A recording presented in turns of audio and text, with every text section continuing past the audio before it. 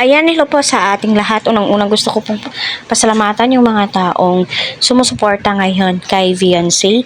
Nagbibigay po ng mga positive comments patungkol nga po sa kanya. So, si Kalinga Prab ay nagulat nga ba?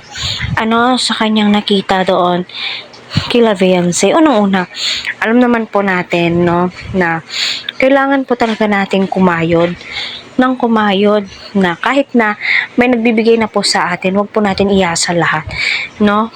Kumbaga, palaging sinasabi ni Kalinga Prab na kung ano man po yung mga binibigay sa kanila, kailangan po nilang ipunin, no? Kung may mga sobra-sobra, para sa ganon ay may madudukot po sila. At alam naman po natin lahat, na masipag po ang tatay ni Viancy. Kaya nagulat si Kalinga Prab at yung mga kasamahan po niya, no? Kasi hindi po talaga hadlang ang kahirapan ng isang tao once na ikaw ay maningkamot, no, kung sa Bisaya pa. At saka patuloy po nating suportahan sila Kalinga Prab at ang buong team.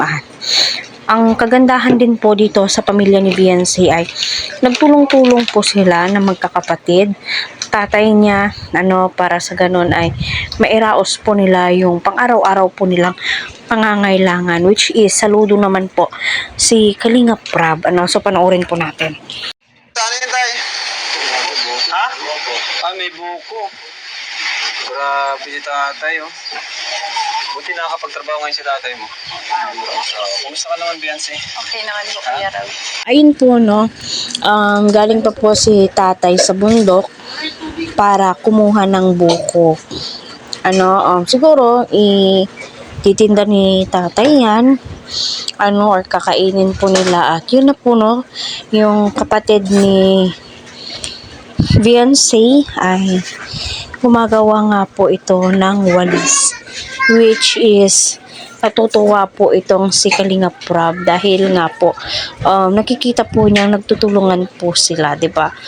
No, sana all lahat ng tinutulungan ni Kalinga Prab ganyan, magtutulungan po talaga.